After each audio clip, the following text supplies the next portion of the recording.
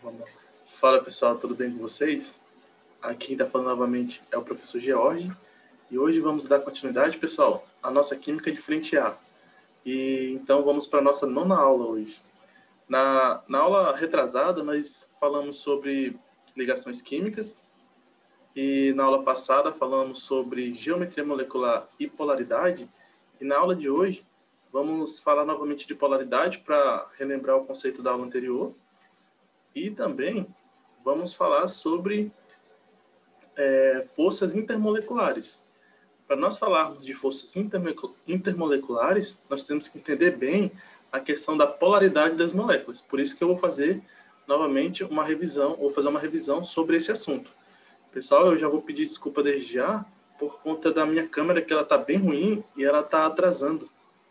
Mas eu prometo que na aula que vem eu vou melhorar essa questão. Então vamos lá, deixa eu só compartilhar aqui minha tela com vocês, o slide. Vamos lá, então.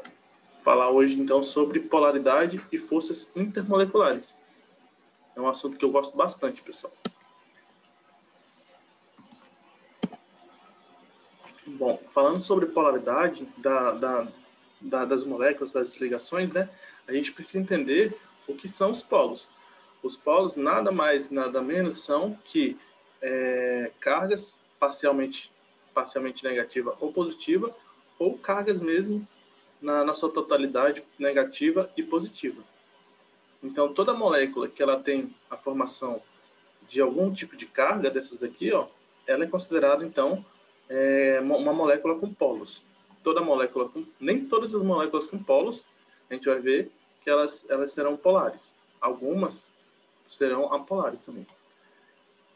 No caso das ligações iônicas, toda ligação iônica ela é polar, porque ela já forma, para que ela seja formada, tem que ter tanto o cátion, né, o íon positivo, como também o íon negativo, que é o ânion, né?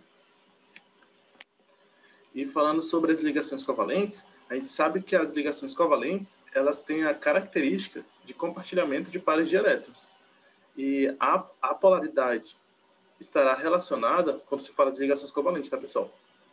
Essa polaridade estará relacionada com a diferença de eletronegatividade e a consequente deformação da nuvem eletrônica, que é aquela questão da geometria molecular que a gente falou na aula passada. A gente vai dar mais uma revisão mais espanada aqui por cima. Ó, para as moléculas diatômicas, que são aquelas formadas por dois átomos, e que não tem diferença de eletronegatividade, essas moléculas elas são caracterizadas como molécula apolar. No caso aqui temos exemplos da molécula de hidrogênio e da molécula de gás cloro. Como esses átomos eles são os mesmos, então eles não têm diferença de eletronegatividade.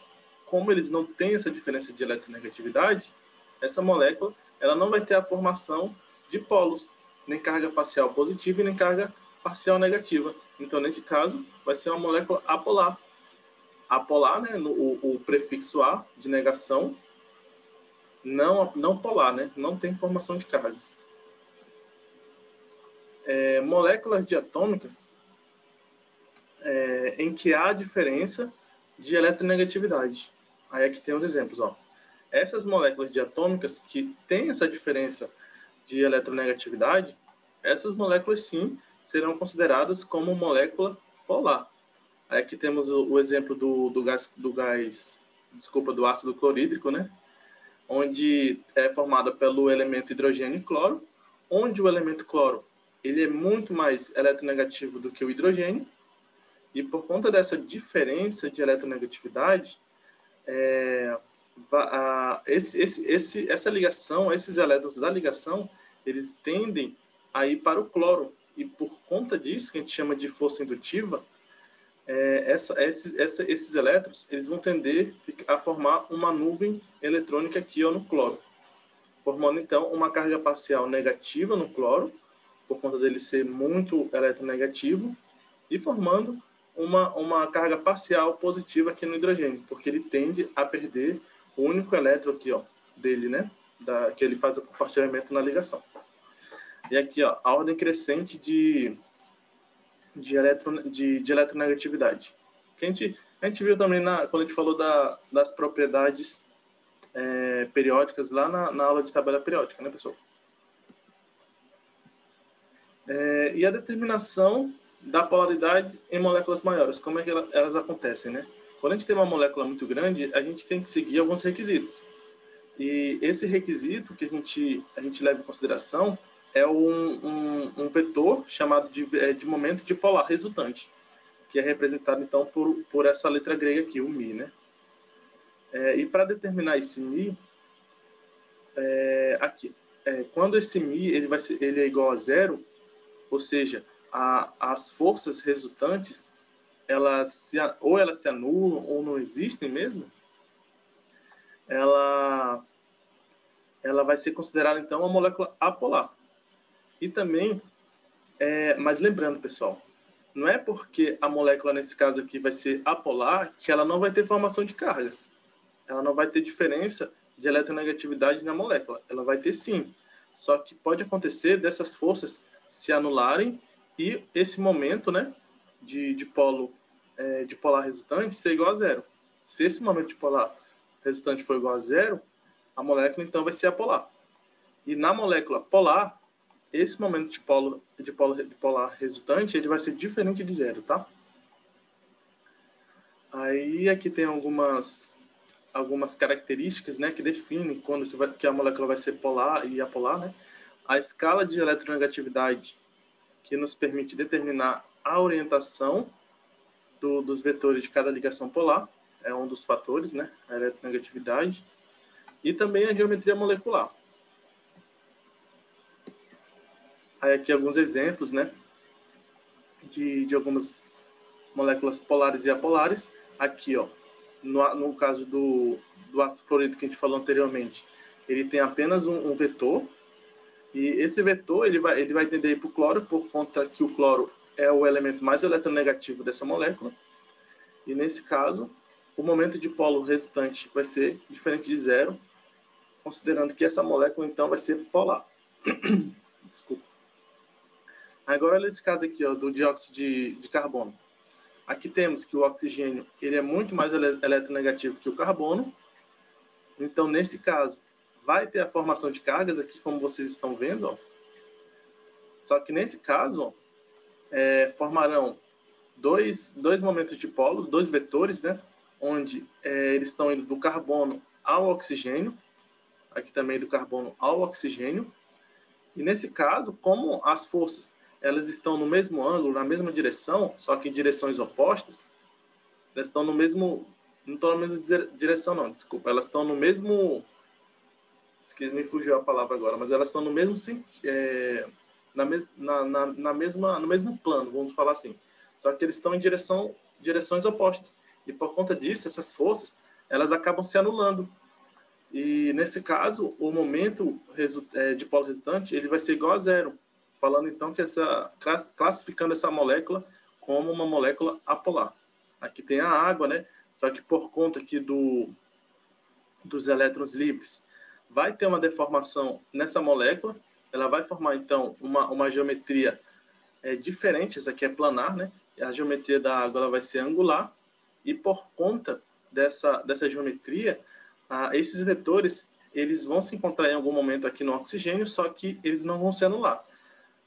Como eles não se anulam, o momento de polo resultante vai ser diferente de zero, classificando essa molécula da água como uma molécula polar. E aqui também, amônia é basicamente a mesma coisa que da molécula de água. Então, a gente já entendeu, relembrou lá o que são moléculas polares, o que são moléculas apolares. Se você ainda não entendeu, volta na aula anterior, que a gente fala sobre isso, né? Então, fica muito... Lá eu expliquei muito mais detalhado, muito mais tranquilo, né? Aqui eu estou passando mais rápido para que a gente possa dar início ao assunto de hoje, que também são as forças intermoleculares, tá?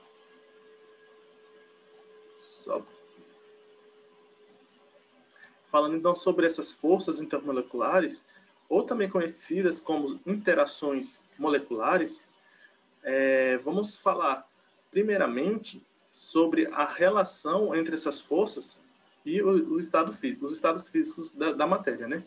Mas o que são, assim, a grosso modo, o que são forças intermoleculares? São aquelas forças que agem para interagir mesmo, que fazem a interação das moléculas, de uma molécula com a outra. Veja que quando a gente estava falando de geometria molecular, a gente estava falando da interação, da conexão entre dois elementos, as ligações. As forças intermoleculares, elas são forças que atuam entre moléculas do meio, uma molécula com a outra. Não são mais os átomos, agora são as moléculas. Aqui tem um exemplo bem legal da água e do éter, que após o tempo, ó, se vocês observarem aqui, a água ela vai continuar ainda, ela vai perder um pouquinho, mas ela vai continuar com um volume bem maior do que o volume do éter. E por que isso? A gente pode deduzir que as moléculas de éter aqui presentes, elas vão ter uma interação entre si muito menor do que a interação entre a água, a água com a água, né? E por que isso? É isso que a gente vai entender. O que explica essa questão do éter ser muito mais volátil do que a água são as forças intermoleculares. A gente vai ver isso mais para frente, vocês vão entender o porquê. E com isso a gente consegue deduzir, ó, se o éter ele evapora, né, muito mais facilmente do que a água, então as forças intermoleculares que um éter tem, interagindo um éter com outro éter, essas forças são muito menores, são muito mais fracas do que propriamente as forças intermoleculares aqui da água. Então, com isso, a gente consegue também deduzir, falar que o éter ele vai ter um ponto de ebulição muito menor do que o ponto de ebulição da água. Ebulição é a passagem do líquido para o gasoso. Vou passar aqui o slide.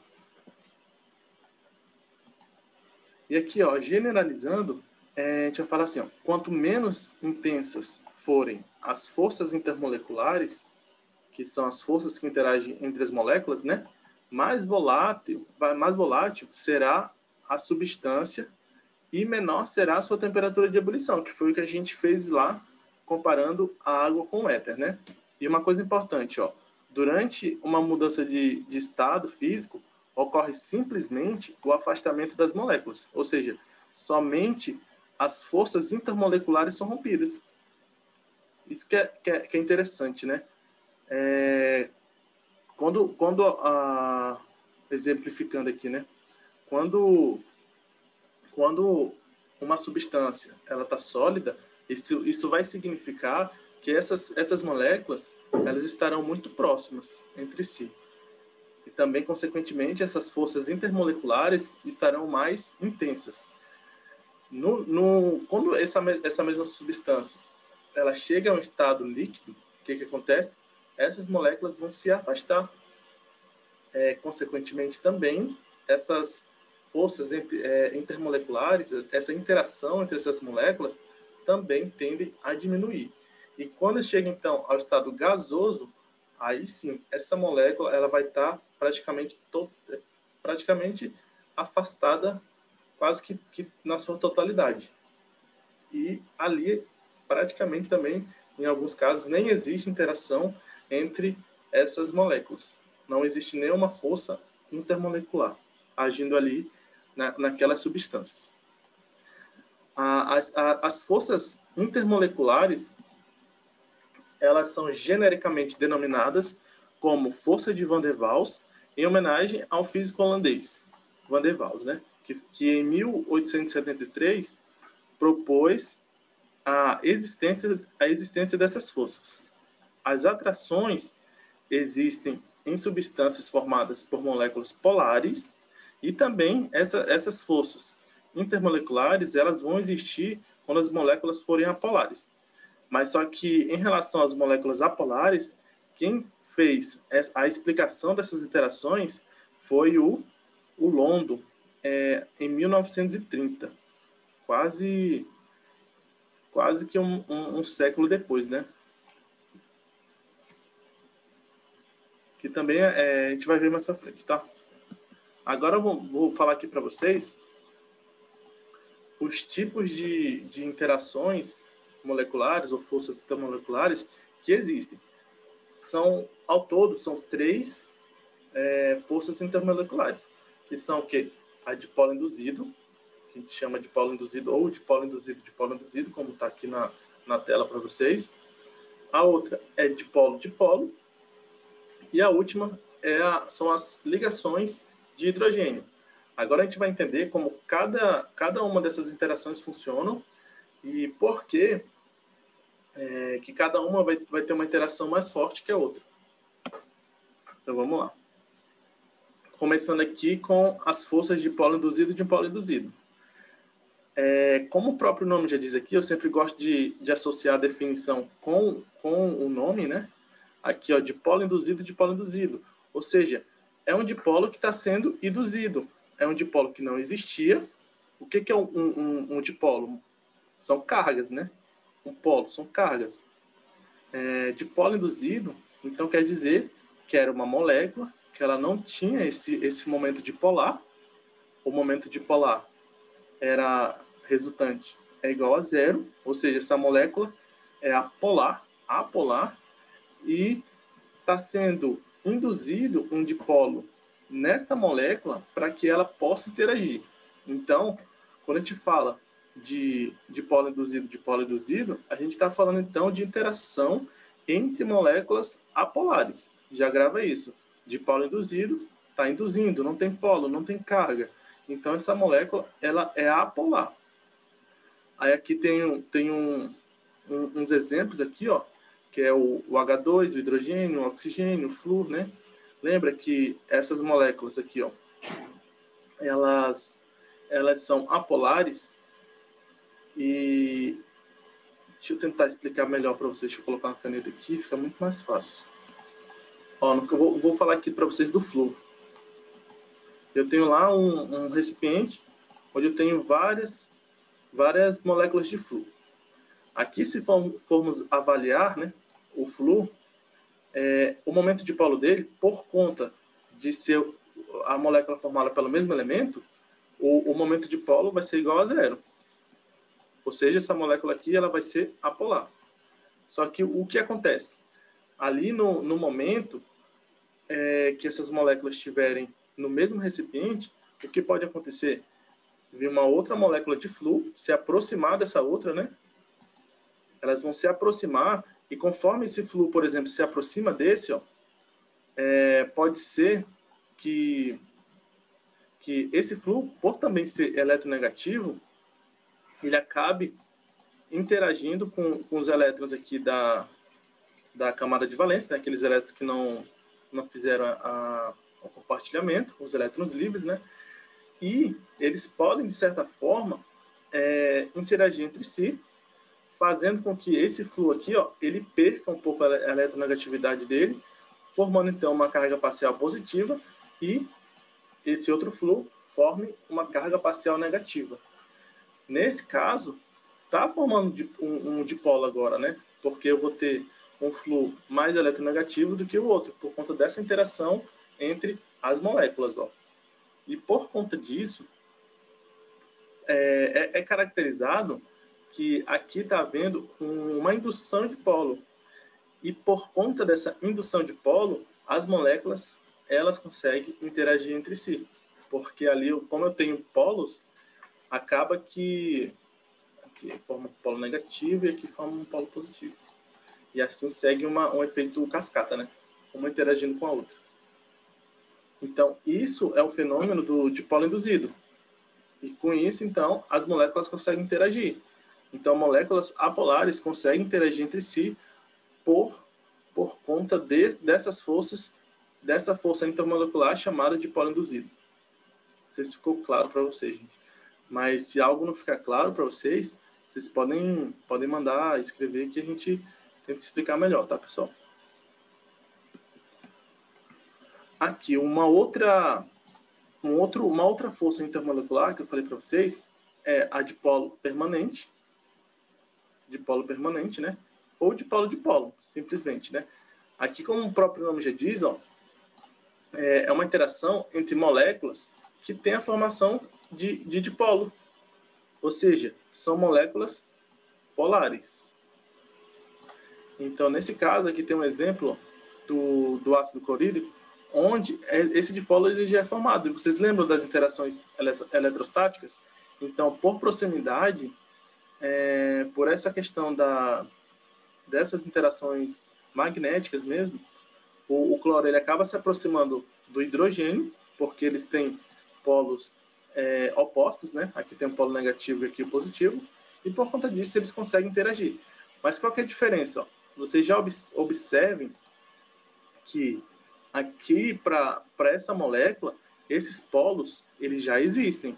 Então, eles só vão interagir entre si. Aqui não. Aqui no exemplo anterior, no dipolo induzido, esses polos eles não vão existir. Eles têm que ser induzidos. Então, se a gente fosse, se caísse na prova, por exemplo, qual é a interação, a força intermolecular mais forte? A dipolo induzido ou a dipolo? De cara, nós já saberíamos que essa aqui, ó, que está na tela aqui para vocês, a dipolo induzido, ela vai ser mais fraca, porque ela tem a necessidade de induzir um polo para que haja interação entre as moléculas. E esse dipolo, a qualquer momento, ele pode se desfazer. Então, por conta disso, essa interação é mais fraca do que propriamente essa dipolo permanente, ou dipolo-dipolo, né? Que já tem essas cargas formadas e as moléculas interagem entre si por conta delas. Então, se a gente for colocar, classificar em termos de qual maior intensidade, está até aqui, ó, qual maior força, né? A dipolo, ela vai ter uma interação mais intensa do que as interações de polo induzido. Aqui embaixo tem alguns exemplos de algumas moléculas que elas vão ter essa característica de dipolo induzido. Todas elas aqui, no caso, são moléculas polares, tá? E a última interação, que também é bastante interessante, são as pontes de hidrogênio. Essas pontes de hidrogênio, elas são, já vou deixar para vocês aqui bem claro, que elas são a interação, as forças intermoleculares mais fortes que existem.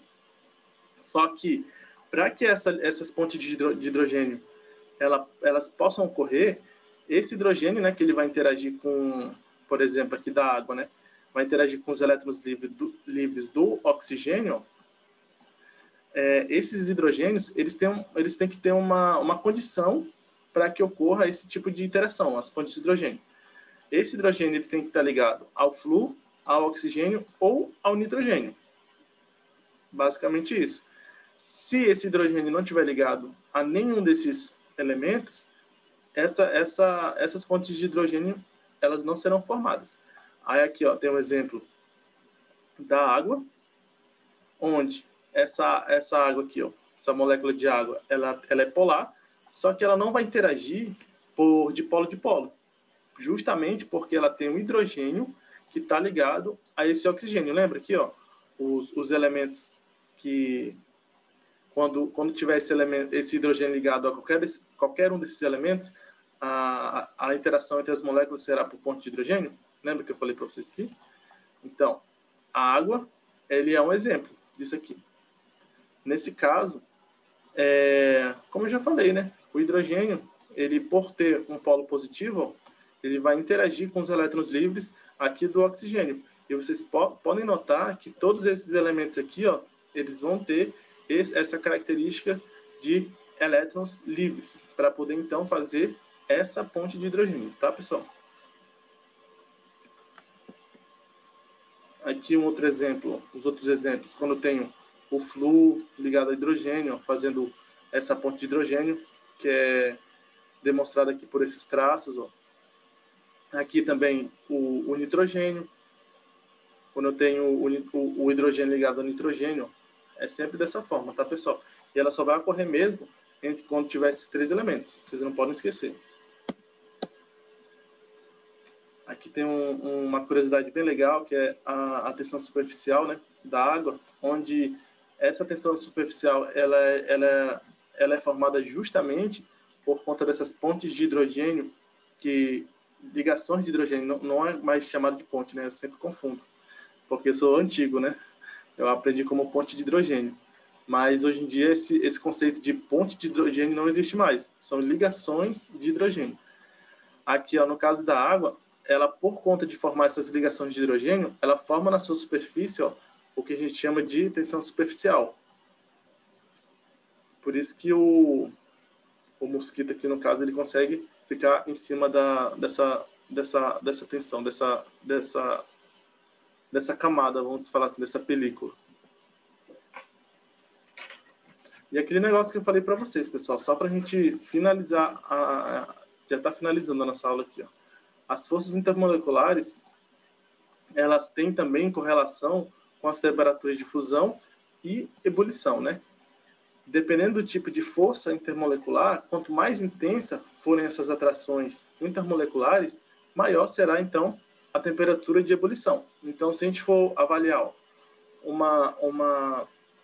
três moléculas, uma vai ser de polo induzido, que é a mais fraca, né? A outra vai ser, que ela vai ter uma interação menor que a de polo, que vai ser menor que as pontes de hidrogênio, as ligações de hidrogênio, certo? Então, toda vez que a gente tiver que comparar a interação de algumas substâncias, a gente vai usar isso aqui, ó, essa comparação.